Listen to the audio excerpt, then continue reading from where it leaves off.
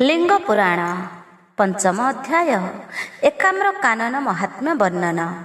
द्वादश ज्योतिर्लिंग थिले नाना स्थाने सर्वे आसी विराजन्ति एकाम्र कानने। भुवनेश्वर महिमा जेते आहे मुनि समापत करि पारे केय बाबरनी। जल पवन जाहार औषध स्वरूप अचिरे जे पूर्ण करे मनर संकल्प। बहुल अटई जही पंचतीर्थ तरु जही रोग शोक दुख अपसरे दूरु। दूषित समीरण को जेहु निवर्ताए गौरी केदार सलील अमृतर प्राय। रोगग्रस्त प्राणी जेउ जलपान करी अमर सम हुअन्ति नर देह धरी।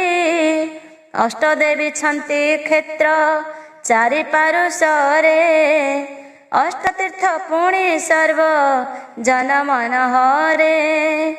ताहांकर जे महिमा अटे अकलित पुराण इतिहास रे सकल वर्णित। श्रीद्वारवासिनी विंध्य वासिनी मोहिनी कपाली गौरी रामा यणी उत्तरायणी। अंबिका सहिते देवी अछंती अनेक महिमा प्रकाशी रखी छंती क्षेत्र टेक। रामकृष्ण मेघ कुंड रामकुंड मेघ कुंड जे लाभु कुंड कोटि तीर्थ सहित रे ख्यात ब्रह्म कुंड। जाह्नवी जमुना पाप नासिनिया बर शंकर बापी संजोगे बिंदु सरोवर। श्रीमंदिर आगे जग मोहन प्रतिभा कला चित्र विलोकने मन नेत्र लोभा। अति विचित्र जे कली जुग भेंडा नामे अपूर्व मूर्ति विराजे जगति पश्चिमे।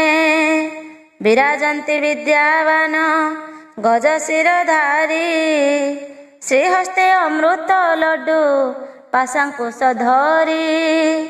उदिचिरे विजय निशा पार्वती गौरी मनोहर मूर्ति से देवी शुभंकरी। तारक ईश्वर नामे महालिंग वर विराजन्ति क्षेत्र मध्ये महिमा अपार। पूर्व दिगे पादहरा देवी विराजिता चतुरकोण मंदिरे दिशन्ति शोभिता। पश्चिमे पापनाशिनी नामे सरोवर नाशई दुरित राशि नर मानकर। ताहार महिमा केबा पारिब बखाणी विमोहित जहि सर्व सुर नर मुनि। बिंदु हृदय स्नान करी उत्तर प्रांतरे बिंदु कल्मसन रहे बिंदु परसरे। धन्य सेहि नर जन्म अखिल जगते गमन करई शिव धामे प्राणन्ते। दक्षिण कपिलेश्वर देव सरोवर तहि स्नान कले तरे पतित पामर। उत्तर दिगे शोभई गौरी देवी पीठ निष्ठारे करन्ति जने तहि चंडी पाठ। एक सरोवर शोभे चतुकोणाकारे मरीच कुंड बोलीण कहन्ति जे नरे।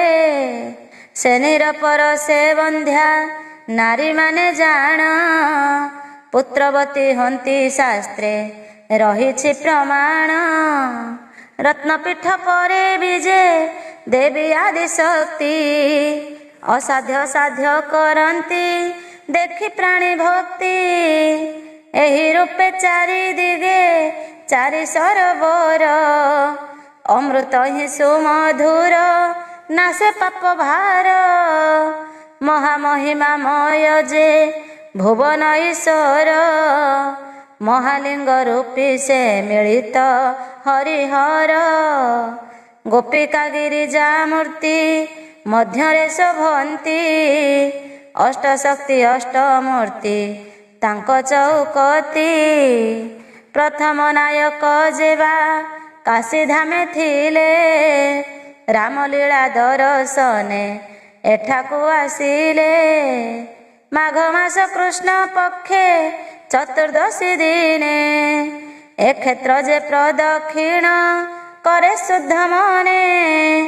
ଅଶେଷ ମଙ୍ଗଳ ତାର ହୁଅଇ ନିଶ୍ଚୟ, ଅନ୍ତିମ କାଳେ ନ ରହେ ଯମଦୂତ ଭୟ। ଏକାମ୍ର କାନନେ ଯଦି କେହି ପାପ କରେ, ପ୍ରଦକ୍ଷିଣ କଲେ ସେହି ପାପରୁ ନିସ୍ତରେ। ମେରୁ ପ୍ରଦକ୍ଷିଣ କରେ ଭାସ୍କର ଯେ ସନ, ଏହି କ୍ଷେତ୍ର ପ୍ରଦକ୍ଷିଣ କଲେ ଟିତେସନ। ତ୍ରିକୋଟି ଜନ୍ମଜ ପାପ ହୁଏ ବିନାଶିତ, ଏଥିରେ ସଂଶୟ ନାହିଁ ଜାଣ ତପବନ୍ତ। ଛାୟା ଯାତ୍ରା ଯତନରେ କରେ ଯେଉଁ ଜନ, ଅନ୍ତିମେ ସେ ନର ଯାଏ କୈଳାସ ଭୁବନ। ବୈଶାଖ ପୂର୍ଣ୍ଣିମାରେ ଯେ ସୁବୁଦ୍ଧି ମାନବେ, ଏକାମ୍ର କାନନ ଛାୟା ଆଜେ ଆରମ୍ଭିବେ। ଏହି ସ୍ଥାନେ ଚାରି ପୀଠ ଅଛି ବିରାଜିତ, ମହାସିଦ୍ଧି ପ୍ରଦ ସେ ହୋ ଜାଣ ତପବନ୍ତ। ତ୍ରୟୋଦଶୀ ଦିନ ଯେହୁ ଆନନ୍ଦିତ ମନେ, ବିଧାନେ ଗମନ କରି ଏକାମ୍ର କାନନେ।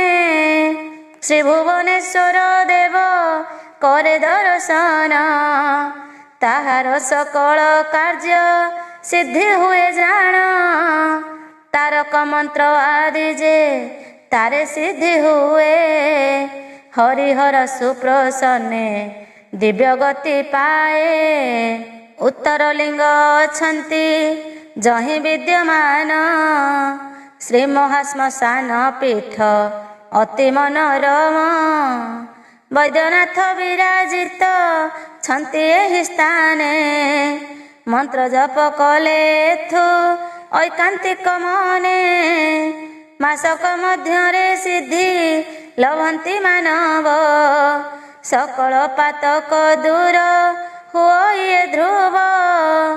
କ୍ଷେତ୍ରର ମହାତ୍ମ୍ୟ ଠିକେ କଲଇଁ ବର୍ଣ୍ଣନ, ତୀର୍ଥକ ମହାତ୍ମ୍ୟ ଏବେ ଶୁଣ ଦେଇ ମନ। ବିନ୍ଦୁ ତୀର୍ଥେ ସ୍ନାନ କରେ ଯେଉଁ ମହାମତି, ବିନ୍ଦୁଏ ପାପ ନ ରହେ ଲଭେ ସେ ମୁକତି। ପାପହରା ତୀର୍ଥେ ଯେହୁ ସ୍ନାନ ଧ୍ୟାନ କରେ, ଅଶେଷ ପାପ ତାହାର ଅଙ୍ଗୁ ଅପସରେ। ଏହି ଦୁଇ ତୀର୍ଥେ ସ୍ନାନ କରି ଯେଉଁ ନର, ଦର୍ଶନ କରଇ ଲିଙ୍ଗ ରାଜ ହରିହର। ଶ୍ରୀ ହରିହରଙ୍କ କୃପା ଲଭଇ ଅଶେଷେ, ଅନ୍ତକାଳେ ହୁଏ ତାର ବୈକୁଣ୍ଠ ବାସ। ହରିହର ଏକ ଆତ୍ମା ବୁଝି ଯେଉଁ ଜନ, ଭକ୍ତି ଭରେ କରେ ଭୁବନେଶ ଦର୍ଶନ। ସର୍ବ ଆପଦ ତାହାର ଖଣ୍ଡନ ହୁଅଇ, ଧନ ଜନ ସୁଖୀ ହୁଏ ସେହି ପୁଣ୍ୟ ଦେହି। ପାପହର କୁଣ୍ଡେ ସ୍ନାନ କରିବା ମାତ୍ରକେ, ପ୍ରସନ୍ନ ହୁଅଇ ଚିତ୍ତ ଶରୀର ପୁଲକେ। ତହିଁ ସ୍ନାନ ସାରି ଯେଉଁ ଭାଗ୍ୟବନ୍ତ ଜନ, ମିତ୍ରେଣ ବରୁଣେଶଙ୍କୁ କରେ ଦର୍ଶନ। ବରୁଣ ଲୋକରେ ହୁଏ ଅନ୍ତିମେ ତା ବାସ, ପୁନର୍ଜନ୍ମ ନ ଲଭଇ ସେ ପ୍ରାଣୀ ଅବଶ୍ୟ। ପ୍ରାତ ସ୍ନାନ ସାରି ଗଙ୍ଗା ଯମୁନା ତୀର୍ଥରେ, ଭକ୍ତିରେ ଦର୍ଶନ କରେ ଯେବେ ଗଙ୍ଗେଶ୍ୱରେ। ଶିବ ଅନୁଚର ହୁଏ ଅନ୍ତିମେ ସେ ଜନ, इह काले लभे पुत्र पौत्र धन धान्य। कोटि तीर्थ सह ब्रह्म कुंडे स्नान करी मेघेश्वर दर्शन कले नर नारी। पाप शून्य होई महा सुख से भुंजती अंतिम समये मोक्ष पदकु लभंती। केदार कुंडरे स्नान सारी जथा काले केदारेश्वर लिंग को दर्शन कले। सुख संपद लभंती नर नारी गण रोग शोक दुख सुख नवाधई कदाचन। एक दिने सर्वतीर्थे कले स्नान ध्यान अमर दुर्लभ गति करंती जे जन। मार्गशीर कृष्ण पक्ष अष्टमी तिथि रे बहु फल प्रद एहि तीर्थ विहितरे। बिंदु नदी जले देह कले विसर्जन शिवंक साजुज्य लाभ करंती सुजन। लिंगराजंक दक्षिणे धात्री वृक्ष मूले जेहु प्राण त्याग करे बहु भाग्य बळे। शिव धामे चले अंते सेहि महामती प्रलय अवधिवास करे सुखे तथी। तीर्थ स्नान सारी जेऊ पुण्यवंत जन अनशन व्रत करे तहि अनुष्ठान। ब्रह्म हत्या पात करू मुक्त हुए सेहि अंतिमरे शिव धामे गमन करई। लिंगराजंक निकटे छंती विनायक विद्या बुद्धि पराक्रम सुजसदायक। ताहांकु दर्शन करी मन आनंदरे जणाइब निज दुख कर मंडी शिरे। नमस्तेस्तु विघ्नेश्वर सर्वसिद्धिकारी गिरिजानंदन प्रभु पाशांकुश धारी। एहि कृपा कर मोरे आहे गणपति सर्वविघ्न दूर हेउ नाशम दुर्गति। श्री भुवनेश्वर लिंग राज दर्शने कृतार्थ कराओ मते सदय लोचने। विघ्नहारी सिद्धिदाता गणेशंक पासे एमंते बर प्रार्थना करिब मानसे। तेबे अविलंबे सर्व कार्य हेब सिद्धि विघ्न दूर हेब वृद्धि हेब विद्या बुद्धि। उषत मनरे तहु करिब गमन गोपालुणी देवी पासे मिली भक्त जन। ईशान दिगरे तांको करि दर्शन भक्ति भरे कर जोड़ी करिब वंदन। प्रार्थना करिब रही निकटे तांकर हे गोपालुणी देवता घेनि नमस्कार। कीर्तिवासनी सुधनी भुवन ईश्वरी पुत्र पुत्री कीर्ति लक्ष्मी दिय कृपा करी। एमंत कही प्रणमी ताहांक चरणे कुमारंक पासे जीव दक्षिण बदने।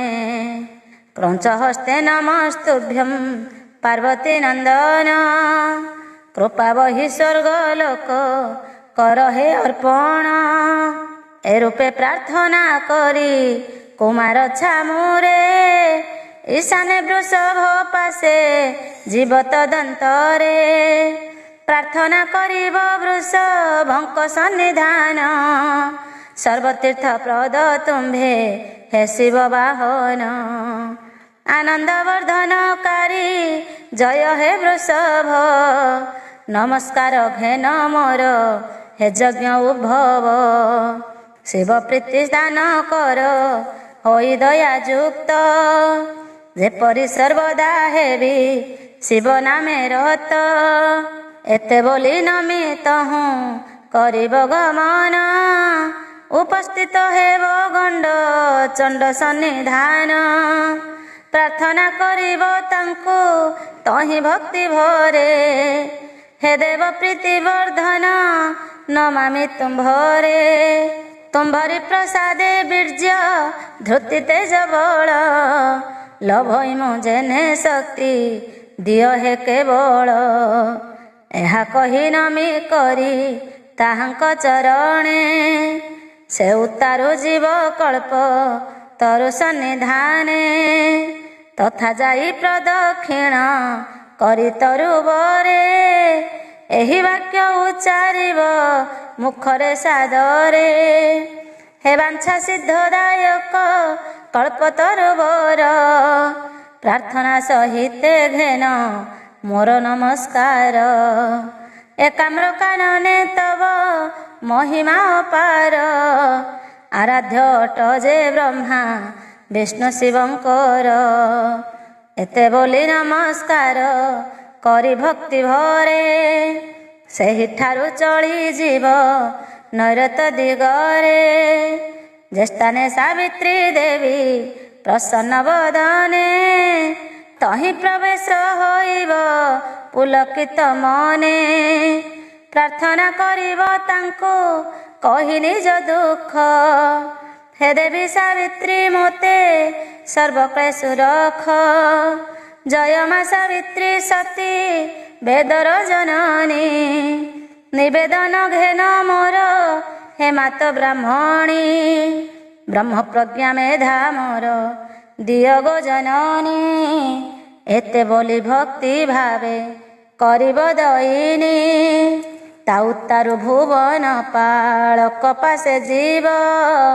କର ଯୋଡ଼ି ଏହି ବାକ୍ୟ ମୁଖେ ଉଚ୍ଚାରିବ। ନମସ୍ତେ ହେ କୃତ୍ତିବାସ ଭୁବନ ଈଶ୍ୱର। ମୋକ୍ଷ ଫଳ ଦିଅ ମୋରେ କରୁଣା ସାଗର। କରିଅଛି ପ୍ରଭୁ ଅଷ୍ଟ ମୂର୍ତ୍ତି ଦର୍ଶନ।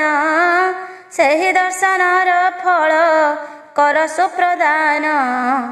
ଏତେ କହି ନମସ୍କାର କରି ଭୂମିଷ୍ଠରେ। କୃତ୍ୟ କୃତ୍ୟ ମଣି ବଟି ଆପଣା ଅନ୍ତରେ। ଏ ରୂପେ ଅଷ୍ଟମୂର୍ତ୍ତିଙ୍କି ଦର୍ଶନ ଯେ କରେ। ଅନ୍ତିମେ ସେ ଜନ ଶିବ ଲୋକେ ଗତି କରେ। ବିଶେଷତଃ କୃଷ୍ଣ ପକ୍ଷ ଚତୁର୍ଦ୍ଦଶୀ ଦିନେ। ଯେ ଜନ ଦର୍ଶନ କରେ ଭକ୍ତି ପୂତ ମନେ। ବ୍ରହ୍ମ ହତ୍ୟାଦି ପାପ ନ ରହେ ତାହାର। ଶାସ୍ତ୍ରରେ ପ୍ରମାଣ ଏହା ଆହେ ମୁନିବର। ବିନ୍ଦୁ ହ୍ରଦେ ସ୍ନାନ କରି ସାରି ଯେଉଁ ଜନ। ଭକ୍ତି ଭରେ ଅଷ୍ଟଲିଙ୍ଗ କରଇ ଦର୍ଶନ। କୃଷ୍ଣ ଚତୁର୍ଦ୍ଦଶୀ ଯଦି ସେଦିନ ପଡ଼ଇ। ଜନ୍ମ ବନ୍ଧନ ତାହାର ଯାଏ ଦୂର ହୋଇ। କୃଷ୍ଣ କିମ୍ବା ଶୁକ୍ଳ ପକ୍ଷ ଚତୁର୍ଦ୍ଦଶୀ ଦିନେ। କୃତ୍ତିବାସ ଲିଙ୍ଗ ବର ଦର୍ଶନୀ ଜନେ। ମହାଫଳ ଦିଅନ୍ତି ସେ ଦୟାଳୁ ଠାକୁର। ଆଧି ବ୍ୟାଧି ଶୋକ ଦୁଃଖ ଘୁଞ୍ଚଇ ସତୋର। ଉତ୍ତରେ ଅଛନ୍ତି ଲିଙ୍ଗ ନାମ ରୁଦ୍ରେଶ୍ୱର। ଭକ୍ତିରେ ତାଙ୍କୁ ଦର୍ଶନ କରେ ଯେଉଁ ନର। ଯେଉଁ ପୁଣ୍ୟ ତାର ହୁଏ କର ହେ ଶ୍ରବଣ। ଶୁଣିଲେ ଆଶ୍ଚର୍ଯ୍ୟ ହେବ ଆହେ ତପୋଧନ। 10 ଲକ୍ଷ ଶିବଲିଙ୍ଗ ଦର୍ଶନ ଫଳ। ରୁଦ୍ରେଶ୍ୱର ଲିଙ୍ଗ ହର ଦିଅନ୍ତି କେବଳ। ନୈಋତ କୋଣରେ ଲିଙ୍ଗ ଲଡୁକ ଈଶ୍ୱର। 9 ଲକ୍ଷ ଲିଙ୍ଗ ପୂଜା କଲେ ଯେଉଁ ଫଳ। ଏହାଙ୍କୁ ପୂଜିଲେ ନର ପାଏ ତା ସକଳ। ସକ୍ରେଶ୍ୱର ଲିଙ୍ଗ ଅଛନ୍ତି ନିକଟେ ତାଙ୍କର। ପୂଜିଲେ ତାହାଙ୍କୁ ଇନ୍ଦ୍ର ପୁରେ ଯାନ୍ତି ନର। ଅଗ୍ରଭାଗେ ବିରାଜିତ ଲିଙ୍ଗ ଭୋଳାନାଥ। 10 ଲକ୍ଷ ଲିଙ୍ଗ ପରେ ଅଟନ୍ତି ଶ୍ୟାମନ୍ତ। ପୂର୍ବ ଦିଗେ ରୁଦ୍ରେଶ୍ୱରଙ୍କର ଅବସ୍ଥାନ। ଦଶ ଲକ୍ଷ ଲିଙ୍ଗ ପ୍ରଭୁ ଅଟନ୍ତି ଆପଣ। ତାଙ୍କ ପାଶେ ବୈଦ୍ୟନାଥ ଲିଙ୍ଗ ଅବସ୍ଥିତ। ଦଶ ଲକ୍ଷ ଲିଙ୍ଗ ପ୍ରଭୁ ଶୋଭେ ବିରାଜିତ। ତାହାଙ୍କ ନିକଟେ ଲିଙ୍ଗ ଈଶାନ ଈଶ୍ୱର। ଉତ୍ତରେ କେଦାରେଶ୍ୱର ନାମେ ଲିଙ୍ଗ ବର। ବାୟୁ କୋଣେ ବିରାଜିତ ଲିଙ୍ଗ ମହେଶ୍ୱର।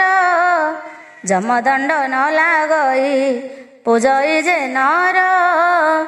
ଗୋସହସ୍ର ଈଶ୍ୱର ଯେ ମହାଲିଙ୍ଗ ତହିଁ। ସହସ୍ର ଗୋଦାନ ଫଳ ଦିଅନ୍ତି ଦୟା ବହି। ଦର୍ଶନ କରଇ ଯେହୁ ପରଦାସ୍ୟରେ। ପରଦାରେ କୃତ ପାପ ଅନାୟାସେ ହରେ। ପୂର୍ବ ଦିଗେ ବିଜେ ଲିଙ୍ଗ ଯେ କୁକଟେଶ୍ୱର। ଦର୍ଶନ କରେ ଭକ୍ତିରେ ତାଙ୍କୁ ଯେଉଁ ନର। ସର୍ବ ପାପରୁ ମୁକ୍ତ ହୁଅଇ ସେ ଜନ।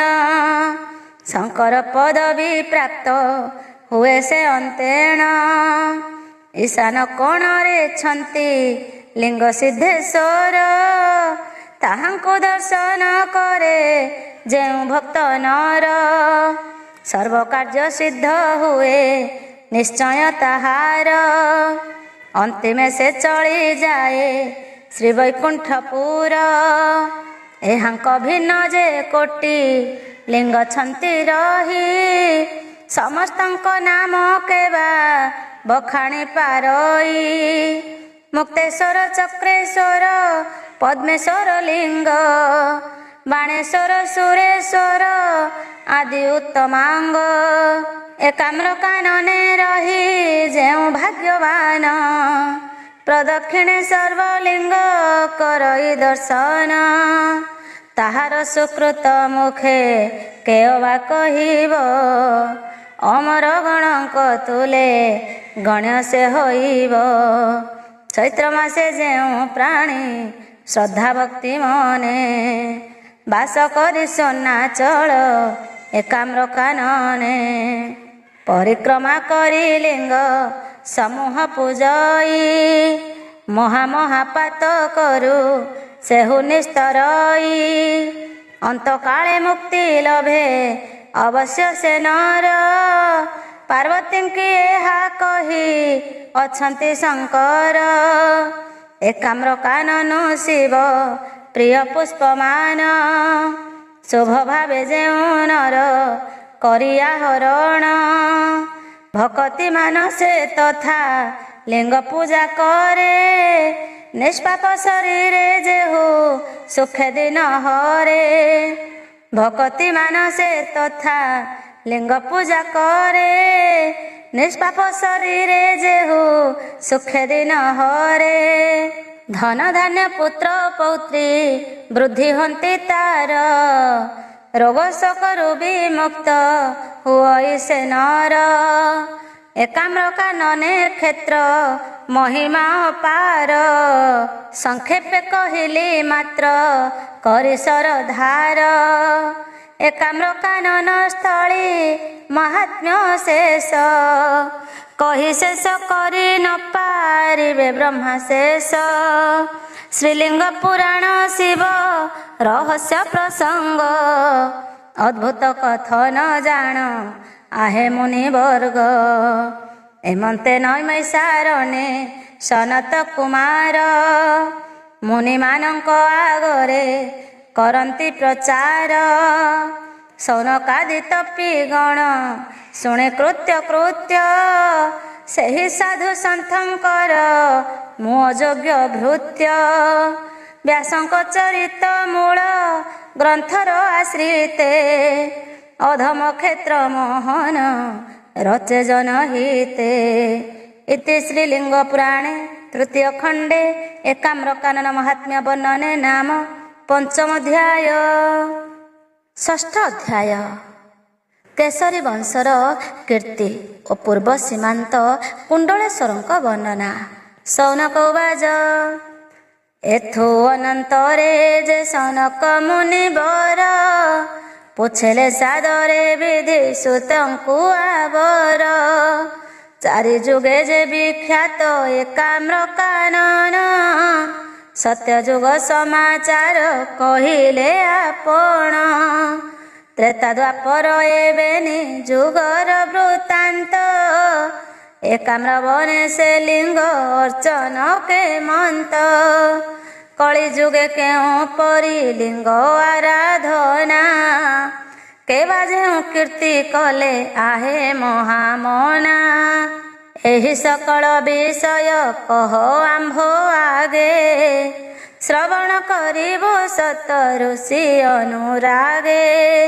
ସନତ କୁମାର ବାଚ ସନତ କୁମାର ବୋଲନ୍ତି ମନ୍ଦେ ମନ୍ଦେ ହସି ଭଲା ପ୍ରଶ୍ନ କଲ ତୁମ୍ଭେ ହେ ସନକ ଋଷି। ଯାହା କହିବାକୁ ମୁହିଁ ପାଞ୍ଚିଥିଲି ଚିତେ ତାହା ହିଁ ପୁଛିଲ ମୋରେ ଆନନ୍ଦ ସହିତେ। କହୁଅଛି ମନ ଦେଇ ଶୁଣ ବର୍ତ୍ତମାନ ସତ୍ୟ ଯୁଗେ ଦେବଗଣ ଲିଙ୍ଗ ଆରାଧନ। ଏକାମ୍ର ବନେ ନଥିଲା ନଗର ବସତି କେବଳ ଶଙ୍କର ଉମା ବିହରନ୍ତି ତଥି। ଇଚ୍ଛା ମାତ୍ରେ ରାସ କ୍ରୀଡ଼ା କରି ହର ଉମା ଲିଙ୍ଗ ରୂପେ ପ୍ରକାଶିଲେ ଆପଣା ମହିମା। ଶଙ୍କର ବାପିଆ ବର ବିନ୍ଦୁ ସରୋବର ଯେମନ୍ତେ ଯାହା ହୋଇଲା କଲଇଁ ଗୋଚର। ବ୍ରହ୍ମାଦି ଦେବଗଣ ଯେପରି ପୂଜିଲେ ସଂକ୍ଷେପେ ତୁମ୍ଭ ଆଗରେ କହିଛି ମୁଁ ଭଲେ। ତ୍ରେତା ଦ୍ୱାପର ଏବେନି ଯୁଗେ ସେହି ମତେ ଦେବ ମାନବ ମଣ୍ଡଳୀ ପୂଜିଲେ ସମସ୍ତେ। ଶ୍ରୀରାମଙ୍କ ବନବାସ କାଳେ ବିଶେଷରେ ବହୁଲିଙ୍ଗ ସଂସ୍ଥାପନ ଏକାମ୍ର ବନରେ। ସ୍ୱୟଂ ରାମଚନ୍ଦ୍ର ଦେବ ଆପଣା ଶ୍ରୀହସ୍ତେ ରାମେଶ୍ୱର ଆଦି ଲିଙ୍ଗ ସ୍ଥାପିଛନ୍ତି କେତେ। ଦ୍ୱାପରେ ଯେ ବାଣାସୁର ରଣାସୁର ଦୁଇ ଶିବଙ୍କ ପରମ ଭକ୍ତ ଅଟନ୍ତିଟି ସେହି। ବାଣେଶ୍ୱର ଆଦି ବହୁ ଲିଙ୍ଗ ସେ ସ୍ଥାପିଲେ ପ୍ରଜାବୃନ୍ଦ ଘେନି ଲିଙ୍ଗ ଆରାଧନା କଲେ। ଯୁଧିଷ୍ଠିର ଭୀମ ଅର୍ଜୁନ ଯେ ନକୁଳେ ସହଦେବଙ୍କ ସହିତେ ବନବାସ କାଳେ। ଏକାମ୍ର କାନନେ କିଛି ଦିନ ରହିଥିଲେ ଶିବଲିଙ୍ଗ ଅର୍ଚ୍ଚନରେ ନିଯୁକ୍ତ ହୋଇଲେ। ଅନେକ ଲିଙ୍ଗ ସ୍ଥାପିଲେ ସେ ପଞ୍ଚ ପାଣ୍ଡବ ଅଦ୍ୟାବଧି ତାଙ୍କ କୀର୍ତ୍ତି ବିରାଜେ ସେଠାରେ। ତାହାଙ୍କର ବଂଶଧର ରାଜା ଜନ୍ମେ ଜୟ ବହୁଲିଙ୍ଗ ବସାଇଲେ କରିଦେବାଳୟ। ଏଥୁ ଅନ୍ତେ କିଛି ଦିନେ ସେହି ଶମ୍ଭୁବନେ ପାଷାଣ ମୂରତି ଲିଙ୍ଗ ଲୁପ୍ତ ଦିନୁ ଦିନେ। କେଶରୀ ବଂଶୀୟ ରାଜା ଆଗମନ କାଳେ ନନ୍ଦନ କାନନ ସମ ସେବନ ଦେଖିଲେ। ଅତି ମନୋହର ଦୃଶ୍ୟ ଅତି ଅନପନ ଦେଖିବି ମୋହିତ ହେଲେ ସେ ନୃପ ଉତ୍ତମ। ବସତି ସ୍ଥାପନ କରିବାରେ ନର ଈଶ ମନ ବଳାଇଲେ ତହିଁ ଜାଣ ହେ ତାପସ। କାନ୍ୟକୁବ୍ଜବାସୀ ମହାରାଜା ଶିବ ଭକ୍ତ ପ୍ରଧାନ କ୍ଷତ୍ରିୟ ସେହୁ କେଶରୀ ସାମନ୍ତ। ବହୁ ଧନ ବ୍ୟୟ କରି ଆପଣି ରାଜନ ଭୁବନେଶ ନାମେ କଲେ ନଗର ସ୍ଥାପେନ। ଏକାମ୍ର ତଳେ ଅନେକ ଲିଙ୍ଗ ସେ ସ୍ଥାପିଲେ କ୍ଷୁଦ୍ର ହୁଁ ବୃହତ ଲିଙ୍ଗ ଚୟ ଶକ୍ତି ତୁଲେ। ଧନ୍ୟ ଧନ୍ୟ ସେହି ରାଜା ଯଜାତି କେଶରୀ ମଞ୍ଚମଣ୍ଡଳେ ତାହାଙ୍କୁ ହୋଇବେ କେଶରୀ। ଅମର ଧାମେ ଚଳନ୍ତେ ଯଜାତି ନୃପତି ଲଲାଟ କେଶରୀ ପୂର୍ଣ୍ଣ କଲେ ତାଙ୍କ କୀର୍ତ୍ତି। ଶ୍ରୀଲିଙ୍ଗରାଜ ମନ୍ଦିର ଆରମ୍ଭ କରିଣ, ମୂଳ ପତନ ଯେ କରିଥିଲେ ସେ ନୃରାଣ। ଲଲାଟେନ୍ଦୁ ଶେଷ କରି ପ୍ରାସାଦ ଯତନେ, ମହାକୀର୍ତ୍ତି ରକ୍ଷିଣ ସେ ଗଲେ ପୁଣ୍ୟ ଧାମେ। ଶଙ୍କର ବାପି ମନ୍ଦିର ଉତ୍ତର ଦିଗର, ବରାହେ କେଶରୀ ନିର୍ମାଣିଲେ ସରୋବର। ତ୍ରିଶୂଳ ମୁନେ ଶଙ୍କର ଖୋଜିଥିଲେ ଯାହା, ସେହି ବିନ୍ଦୁ ହ୍ରଦରେ ପୁଣ୍ୟାତ୍ମା ନର ନାହା। ସୁମଞ୍ଜୁଳ ପାବଚ୍ଛବ ସାଇ ଯତନରେ, ଅକ୍ଷୟ କୀର୍ତ୍ତି ରଖିଲେ କାମ୍ରବନରେ। ଜୀବନ ତୀର୍ଥରେ ଅବଗାହି ଆନନ୍ଦରେ, ଏହା ପାପରୁ ତରନ୍ତି ପତିତ ପାମରେ। ତାଙ୍କ ଅନ୍ତେ ଅନ୍ୟ ଯେ ଦ୍ୱାଦଶ ନୃପଗଣ, କଲେ ପୁଣି ବହୁତର କୀର୍ତ୍ତି କି ନିର୍ମାଣ। ପଞ୍ଚଲିଙ୍ଗ ସେ ବିଖ୍ୟାତ ଏକାମ୍ରବନର, ମେଘେଶ୍ୱର ସିଦ୍ଧେଶ୍ୱର କେଦାର ଈଶ୍ୱର। ଭାସ୍କରେଶ୍ୱର ଆବର ମଞ୍ଚେଶ୍ୱର ଲିଙ୍ଗ, ଏହାଙ୍କ ମନ୍ଦିର ପୁନଃ କଲେ ନୃପବର୍ଗ।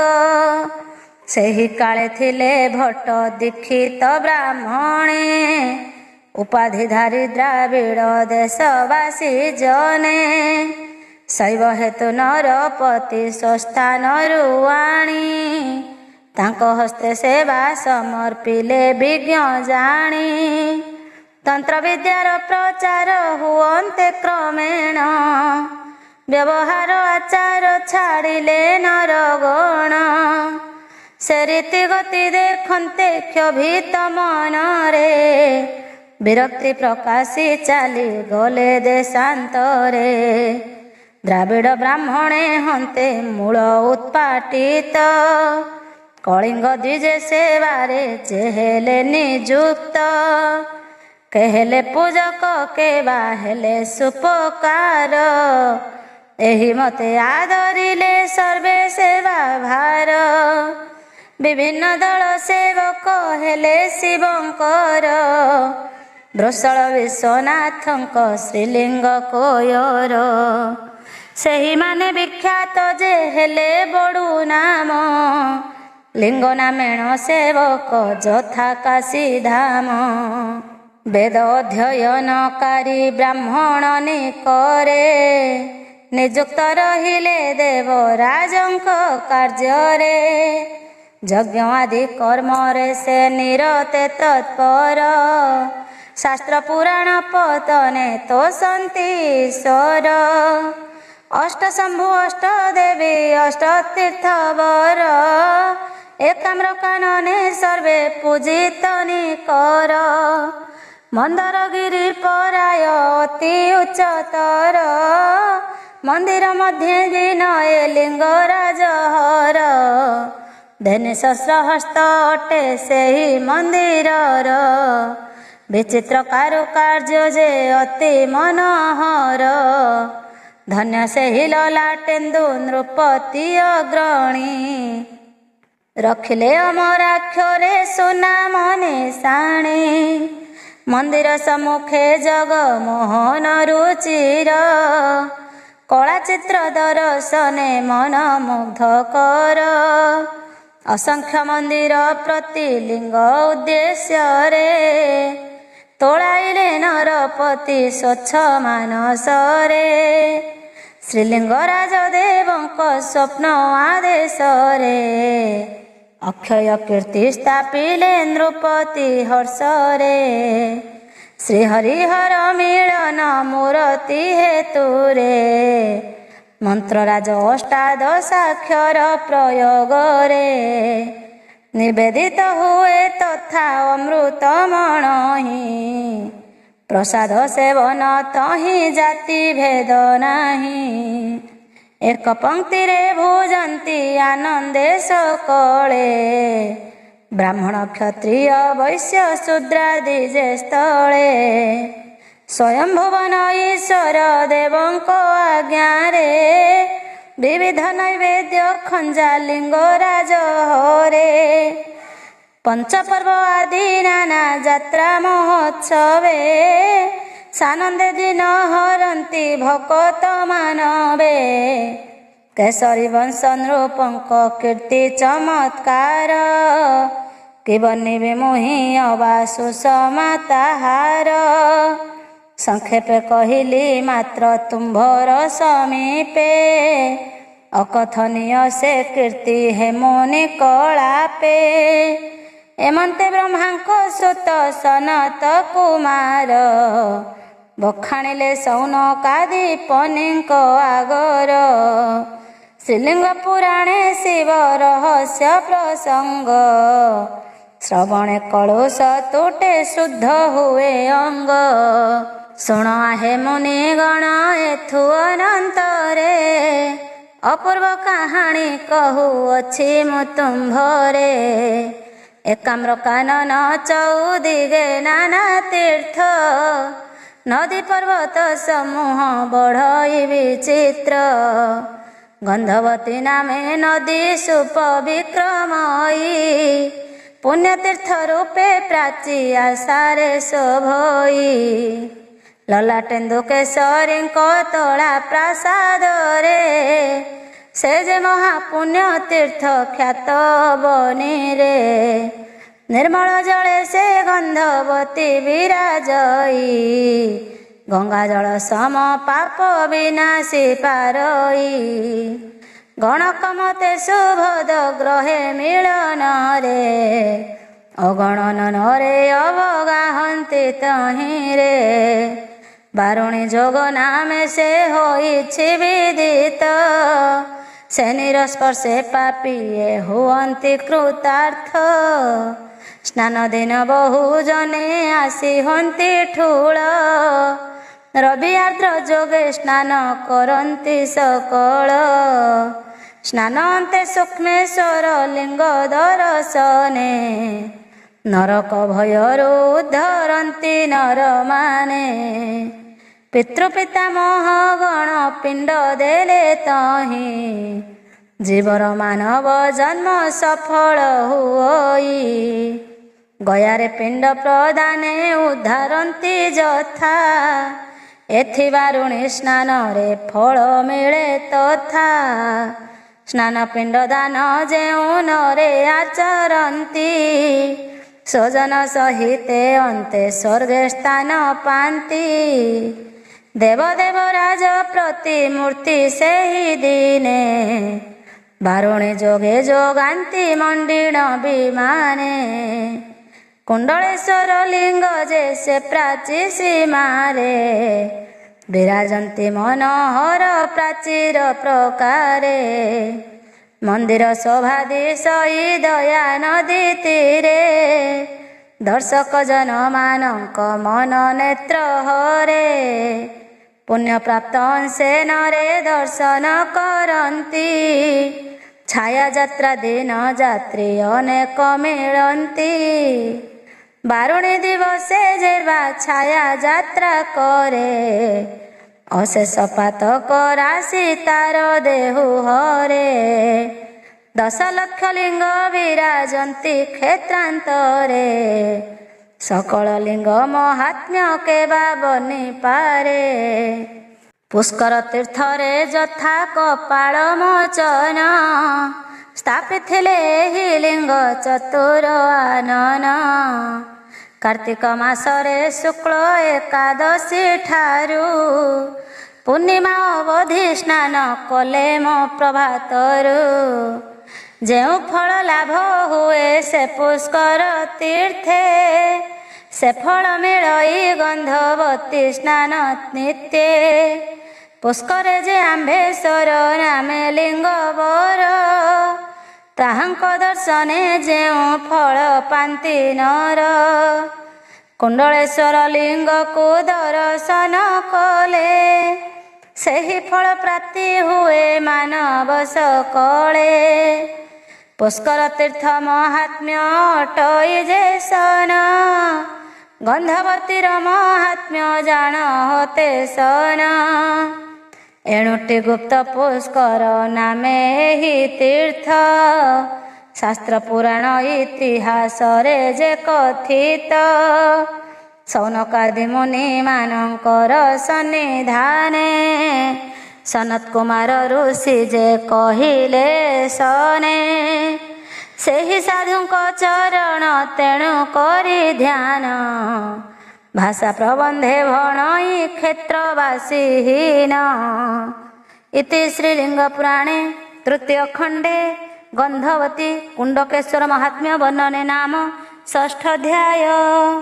ସପ୍ତମ ଅଧ୍ୟାୟ ଖଣ୍ଡଗିରି ଧଉଳିଗିରି ଓ ବରାହଦେବୀ ବର୍ଣ୍ଣନା। ସୌନକ ଉବାଚ ସୌନକ ମୁନି ପୁଛିଲେ ବିଧି ସୁତେ ଚାହିଁ। ପୂର୍ବସୀମା କଥା ଶୁଣ ହେ ବ୍ରହ୍ମା ତ ନଇଁ। ଆମ୍ଭେ ସର୍ବମୁନି ମାନେ ହେଲୁ କୃତ୍ୟ କୃତ୍ୟ। ଗନ୍ଧବତୀ ଯଥାର୍ଥରେ ଅଟେ ପୁଣ୍ୟ ତୀର୍ଥ। କୁଣ୍ଡକେଶ୍ୱର ଲିଙ୍ଗ ଯେ କପାଳ ମୋଚନ। ଏଥିରେ ସଂଶୟ ନାହିଁ ପ୍ରକୃତ ବଚନ। ଆବର କହନ୍ତୁ ଆମ୍ଭମାନଙ୍କ ନିକଟେ। ଏକାମ୍ର କାନନ ଅନ୍ୟ ତିନି ପ୍ରାନ୍ତ ପଟେ। କେଉଁ ଗିରି କେଉଁ ତୀର୍ଥ କେଉଁ ଦେବଦେବୀ। ତାହାଙ୍କ ବୃତ୍ତାନ୍ତ ଶୁଣିବାକୁ ଅଛୁ ଭାବି। ସନତ କୁମାର ଉବାଚ ସନତ କୁମାର ବୋଲନ୍ତି ପ୍ରସନ୍ନ ବଦନେ। ଶ୍ରବଣ କର କହୁଛି ଆହେ ତପୋଧନେ। ଏକାମ୍ରବନ ପଶ୍ଚିମେ ଖଣ୍ଡଗିରି ନାମେ। ଏକୋଇ ପର୍ବତ ବିରାଜଇ ମନୋରମେ। ଗୋବର୍ଦ୍ଧନ ଗିରି ତୁଲ୍ୟ ସୁଷମା ତାହାର। ଦେଖିଲେ ମନ ନୟନ ହରେ ପ୍ରାଣୀଙ୍କର। ରମଣୀୟ କୁଞ୍ଜ ସମ ବୃକ୍ଷଲତା ଚୟ। ପତ୍ର ପୁଷ୍ପ ଫଳେ ଶୋଭା ଦିଶେ ଅତିଶୟ। ସୁକପିକ ସାରିକା ଖଞ୍ଜନ ଉଦଳିଆ। ହଳଦୀ ବସନ୍ତ କିରା ସେନ କୁମ୍ଭାଟୁଆ। ମୟୂର ମୟୂରୀ ଯୁଥ କପୋତ କପୋତୀ। ନାନା ଜାତି ପକ୍ଷୀ ବିହରନ୍ତି ପନ୍ତି ପନ୍ତି। ଚୁତପତ୍ର ଅନ୍ତରାଳେ କୋକିଳ ନିଷ୍କନ। ପୁଷ୍ପ ସମୂହରେ କରେ ମଧୁର ଗୁଞ୍ଜନ। ତାହା ଶୁଣି ମାନସରେ ହୁଅଇ ପ୍ରତୀତି। ପ୍ରକୃତି ସୁନ୍ଦରୀ ଗାଇଛି କି ସ୍ତୁତି ଗୀତି। ଶ୍ୟାମଳ ବନେ ଶୋଭଇ ସେହି ଗିରି ଦେଶ। ମନେ ହୁଏ ଇନ୍ଦ୍ରଜାନ ହୋଇଛି କି ଦେଶ। ଅସଂଖ୍ୟ ଗୁହା ତହିଁରେ ଅପୂର୍ବ ଘଟଣ। ଗୁପ୍ତ ଅଛନ୍ତି ସିଦ୍ଧ ଯୋଗୀ ଋଷି ଗଣ। ଅନୁପମ ମନ୍ଦିର ଯେ ସ୍ଥିତ ସ୍ଥାନେ ସ୍ଥାନେ। ଆଚମ୍ବିତ ଲାଗେ ମନେ ସେ ଶୋଭା ଦର୍ଶନେ। ପର୍ଶୁନାଥ ଦିଗମ୍ବର ମନ୍ଦିର ଅନ୍ତରେ। ବିରାଜିତ ଯେଣୁ ତାହା ଜୈନ ନାମ ଧରେ। ଅତି ବିଚିତ୍ର ସେହି ମନ୍ଦିର ନିଚୟ। ବିଶ୍ୱକର୍ମା ବିନିର୍ମିତ ମନେ ହୁଏ ଲୟ। ସୁନ୍ଦର ପାଷାଣ ରାଜି ଦେବପୀଠ ପରି। ଶୋଭା ପାଉଅଛି ତଥି ଦିବସ ସର୍ବରି। ମୌନ ଭାବରେ ସାଧୁ ମୁନି ଜନମାନେ। ପୁତ୍ରମାନେ ବସିଥାନ୍ତି ଈଶ୍ୱରଙ୍କୁ ଧ୍ୟାନେ। ପ୍ରସିଦ୍ଧ ସାଧକ ବୃନ୍ଦ ଗୁହା ଅଭ୍ୟନ୍ତରେ। ତତ୍ତ୍ୱବୃତ୍ତି କି ନିରୋଧି ଚିନ୍ତନ୍ତି ଈଶ୍ୱରେ। କେହି ନ ଦେଖନ୍ତି ତାଙ୍କୁ ଏକା ଭକ୍ତ ବିନେ। ତାହାଙ୍କ ମହିମା କହି ନ ହେବ ବଚନେ। ପବିତ୍ର କୃଷ୍ଣାଜିନରେ ଉପବିଷ୍ଟ ହୋଇ। ଧ୍ୟାନମଗ୍ନେ ମୁନି ଗଣ ଥାନ୍ତି ସର୍ବଦାହି। ଭଜନ ସ୍ମରଣ କରିବାର ନିମନ୍ତ୍ରଣ। ସାଧୁଙ୍କ ପାଇଁ ସେ ଅଟେ ଅନୁକୂଳ ସ୍ଥାନ। पतित धम महापापी दुराचारे गात्र पवित्र करती गमने सेठारे बहई आकाश गंगा पवित्र सलीला से जले मजंती जने आरंभीण मेला विराजई श्याम कुंडे गुप्त गंगा तही द्वादश भुजाई सानी देवी छंती रही सुमनहर उदय गिरी दर्शने अपूर्व आनंद जात हुए प्राणी मन पुणे मने हुए गिरी दर्शने सन जोगिए होइछन्ति कि गुहा अंतर्ध्यान हाथी गुंफा व्याघ्र गुंफा राणी हंसपुर जनमाए मानवंक सात्विक विकार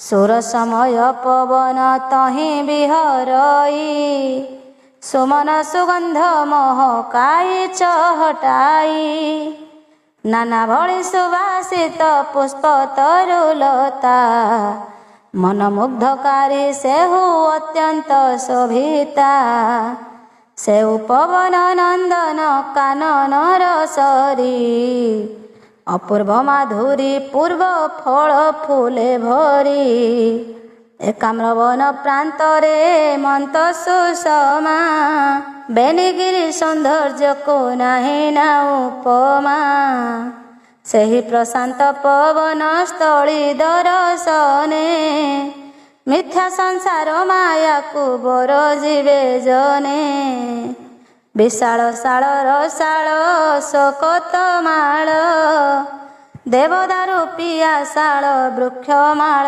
माल नाना जाति रीतिकारे बेष्टित सकले उन्नत मस्तक नम्र बहु पुष्प फले सरसिरे शोभे जेने सज पद्म फूल तेसणे से तरुलता दिशई मंजुल एकाम्र दक्षिणे धौली गिरी सुशोभन देखिबा मात्र के मुग्ध हंती सर्वजन तपस्वी मानक से जे तपस्यार स्थल ध्यान मग्ने जोगी जने आश्रंती केवल बहु प्राणीकर वास स्थान से अटई पशु पक्षी जेते तही तार संख्या नाही अनेक से वृक्ष लता गुल्म आदि करी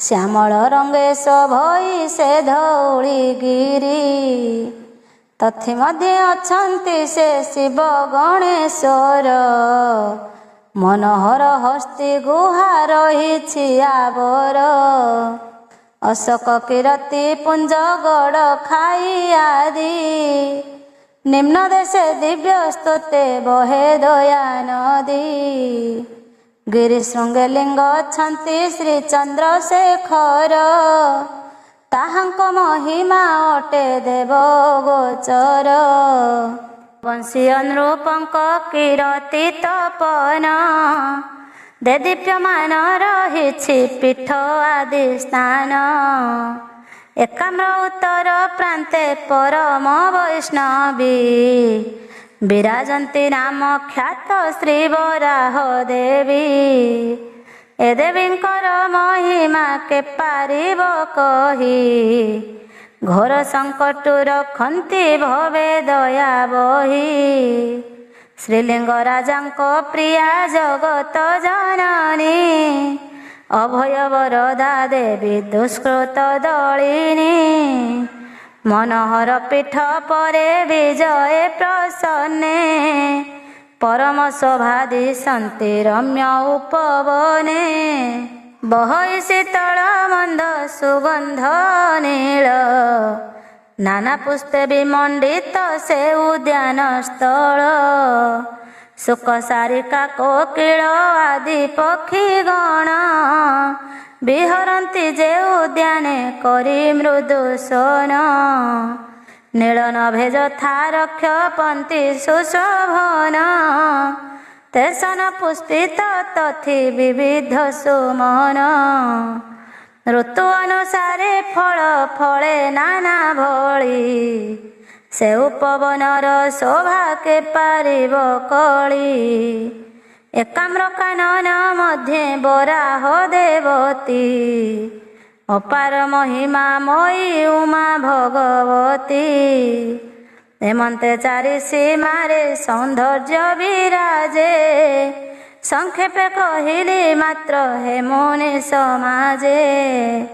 ଖଣ୍ଡଗିରି ଧଉଳିଗିରି ଶୋଭା ସମାଚାର, ବରାହ ଦେବୀ ମହିମା ବର୍ଣ୍ଣନ ଆବର। ଶ୍ରବଣ କରି ସୌନକ ଆଦି ମୁନି ବ୍ରତ, ପରମ ଆନନ୍ଦେ ସର୍ବେ ହେଲେ କୃତ୍ୟ କୃତ୍ୟ।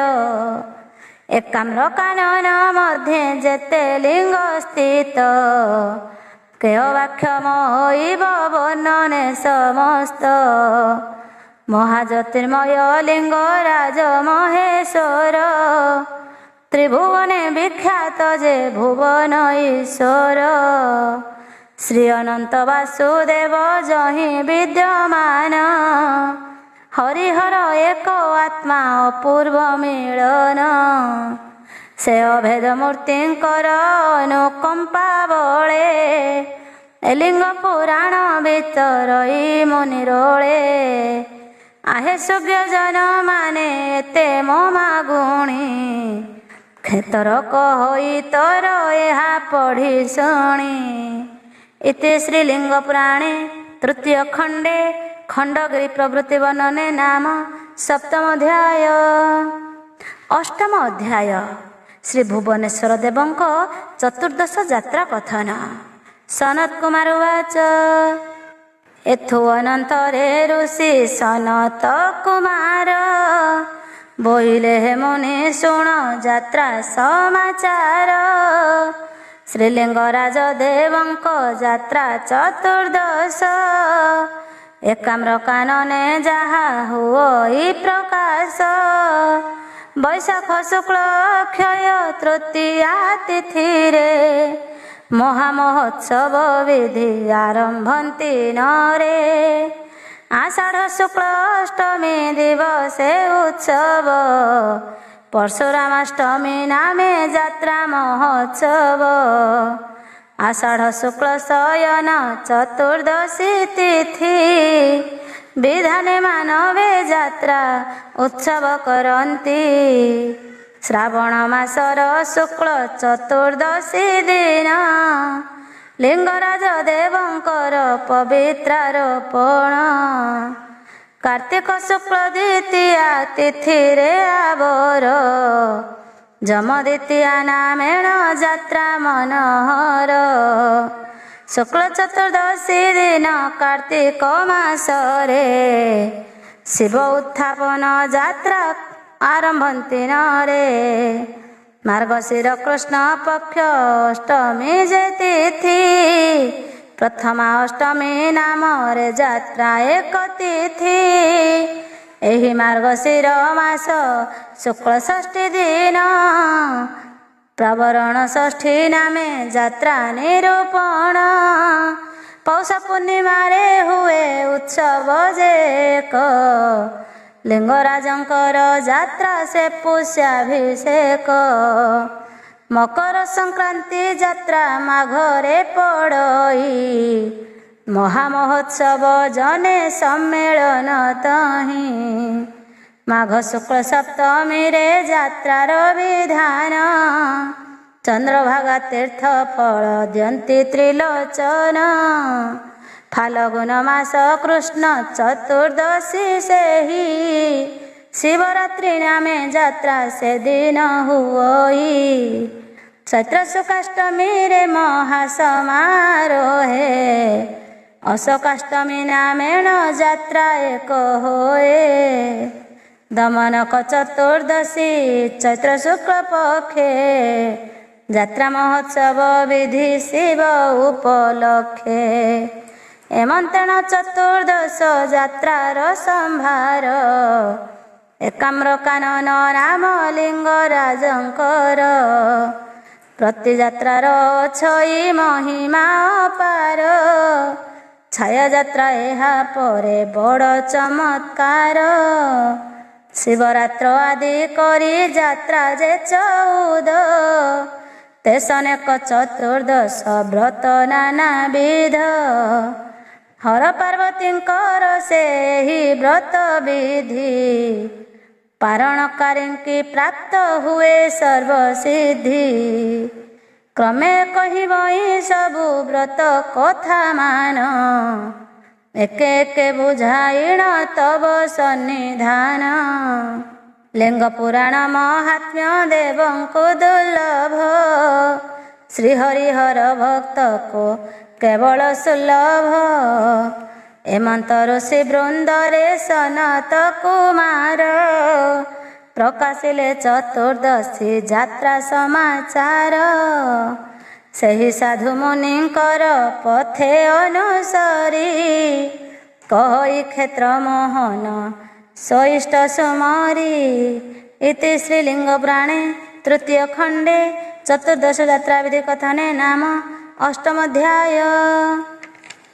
ନବମ ଅଧ୍ୟାୟ ଉମା ମହେଶ୍ୱର ବ୍ରତ କଥା। ସୌନକ ମୁନି ପୁଛିଲେ ଥୁ ଅନନ୍ତରେ ହେ ବ୍ରହ୍ମାନନ୍ଦନ ଯାହା କହିଲ ସଛରେ। ଶିବଙ୍କର ଚତୁର୍ଦ୍ଦଶ ଯାତ୍ରାର ବିଧାନ ତା ଶ୍ରବଣ କରି ଆମ୍ଭେ ସର୍ବେ ତପୋଧନ।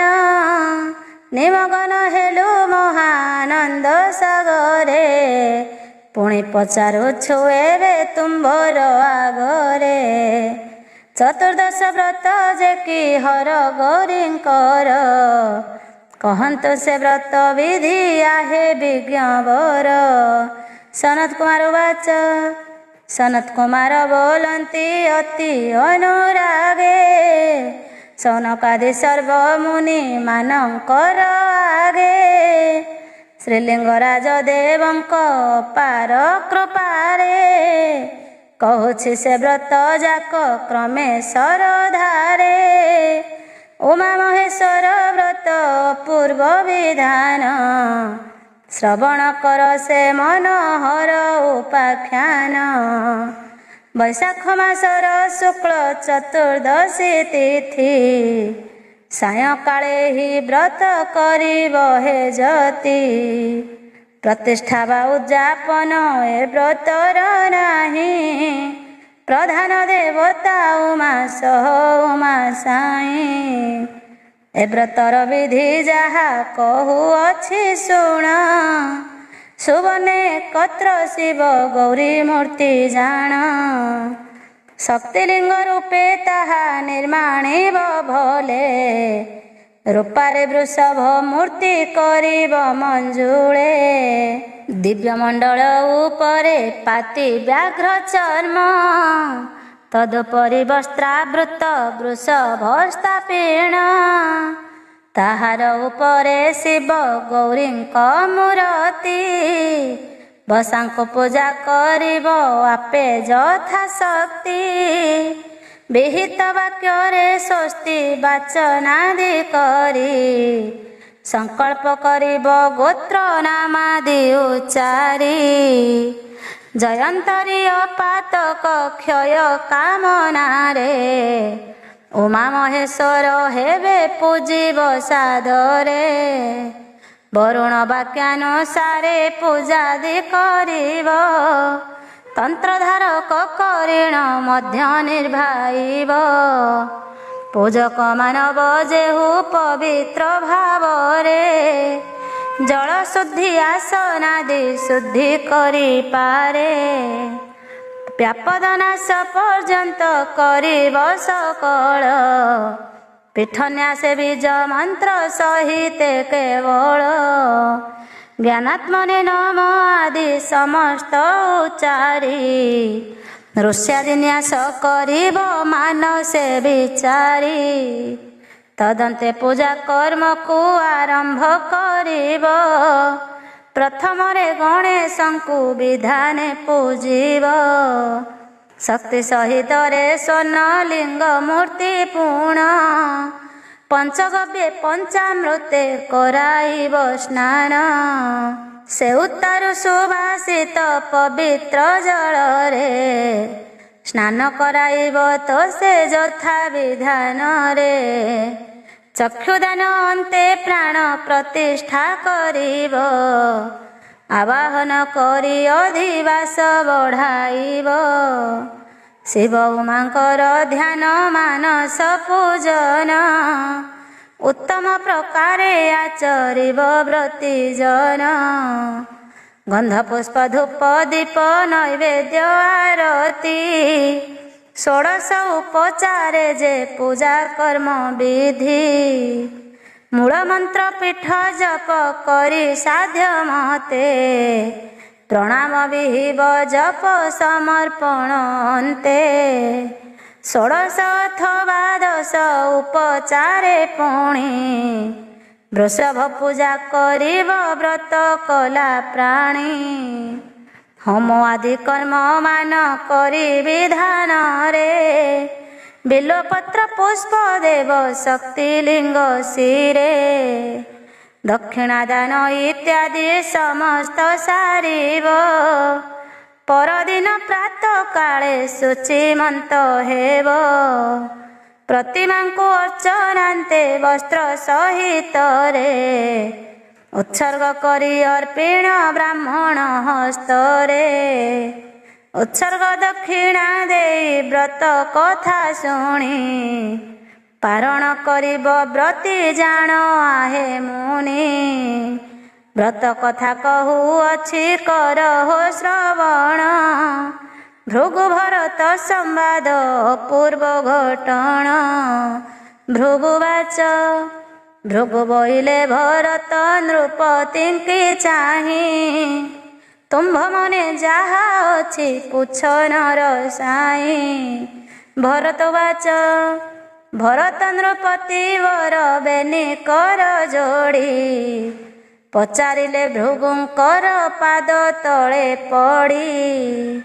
କେବଳ ଦୋଷରୁ ନାରୀ ମାନେ ବାଲ୍ୟ କାଳେ, ବିଧବା ହୁଅନ୍ତି ସେହି କେଉଁ ପାପ ଫଳେ।